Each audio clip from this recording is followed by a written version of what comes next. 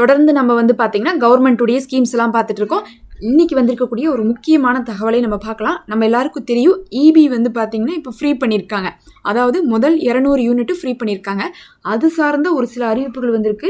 4000 ரூபா வரை வருஷத்துக்கு நமக்கு பார்த்தீங்கன்னா பெரிய லாபத்தை ஈட்டு கொடுக்கக்கூடிய ஒரு பெரும் முயற்சியாக இது காணப்படுது.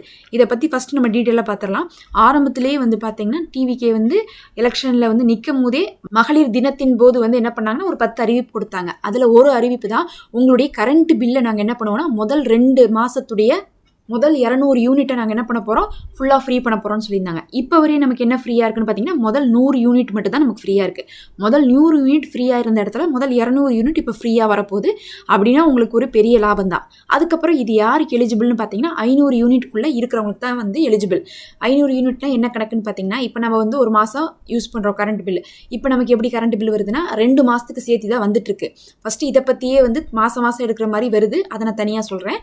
இப்போ பார்த்தீங்கன்னா 2 மாதம் சேர்த்து தான் நம்ம வந்து கரண்ட் பில் எடுக்கிறாங்க. இப்போ நான் ஜனவரி பிப்ரவரி எடுக்கிறோம்னு வச்சுக்கோங்க. ஜனவரி யூஸ் பண்ணது பிப்ரவரி யூஸ் பண்ணது சேர்த்து நமக்கு கடைசியாக வந்து என்ன பண்ணுவாங்க, இவங்க வந்து இபியிலிருந்து நோட் பண்ணி கொடுத்துட்டு போவாங்களா. அந்த நோட் பண்ணி கொடுக்கறது 500 யூனிட்குள்ளே இருக்கணும். 500 499க்குள்ளே இருந்துட்டா உங்களுக்கு இந்த ஸ்கீமில் எலிஜிபிள். முதல் 200 யூனிட் உங்களுக்கு ஃப்ரீ. 300 400 500 யூனிட்டுக்கு மட்டும் நீங்கள் காசு பே பண்ணால் போதும். இதுக்கு வரையும் வந்து பார்த்திங்கன்னா நம்ம 100 யூனிட் வரையும் தான் ஃப்ரீயாக இருந்துட்டுருந்துச்சு. ஆனால் இந்த தடவை நமக்கு 200 யூனிட் ஃப்ரீயாக வந்திருக்கு. அதே சமயத்தில் 500 யூனிட்டுக்கு மேலே இருக்கவங்களுக்கு இல்லையான்னு கேட்டால் அவங்களுக்கு வந்து சொல்லவே இல்லை. ஏன்னா வந்து பார்த்திங்கன்னா 500 யூனிட்டுக்கு மேலே ஒருத்தவங்க வந்து செலவு பண்ணுறாங்கன்னா அவங்கள்ட்ட என்ன இருக்கும், அதிகமான வாழ்க்கை வசதிகள் சௌரியங்கள் இருக்குது. அப்போ சௌரியங்கள் வசதிகளை வந்து பயன்படுத்துகிறவங்க அதை கட்டுட்டும் அப்படிங்கிறக்காக இவங்க இப்படி பண்ணியிருக்காங்க. ஆனால் வந்து பார்த்திங்கன்னா யாருக்கு 500க்கு மேலே வரும்னா அதிகமாக ஏசி யூஸ் பண்ணுறவங்களுக்கு வரும். முக்கியமாக வந்து ரொம்ப வந்து இந்த சிட்டியிலலாம் இருக்கிறாங்களே, சென்னை, அதுக்கப்புறம் ரொம்ப ஹாட்டான ஏரியாஸ்லாம் ரெகுலராக வந்து பார்த்தீங்கன்னா வரும். இன்னும் வந்து சொல்ல போனால் வெயில் காலத்தில் வரும். கன்ஃபார்மாக 500 யூனிட்டை வந்து தாண்டும். 500 யூனிட் உங்களுக்கு தாண்டிடுச்சுன்னா கிடைக்காது. அதே சமயத்தில் இப்போ இந்த மாதம் எனக்கு தாண்டிடுச்சுன்னு வச்சுக்கலாம், அடுத்த மாதம் எனக்கு தாண்டலைன்னா அப்போ கிடைக்கும். ஒரு மாதம் தாண்டிட்டா அவ்வளோதான் அப்படின்லாம் நீங்கள் நினச்சிக்காதீங்க.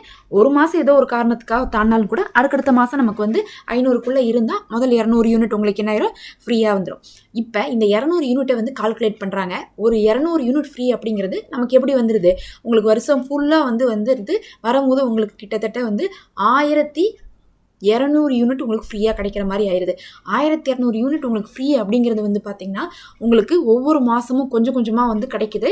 இது வந்து உங்களுக்கு வரக்கூடிய காசில் வந்து பார்த்திங்கன்னா ஒரு வருஷத்துக்கே நின்று பார்க்கும்போது கிட்டத்தட்ட வந்து ஒரு 3000 ரூபாலேருந்து 4000 ரூபா வரையும் உங்களுக்கு லாபம் கிடச்சிடும். நார்மலாக இதை மாதம் கட்டிட்டு வந்தீங்கன்னா உங்களுக்கு இந்த அளவுக்கு செலவாகும்.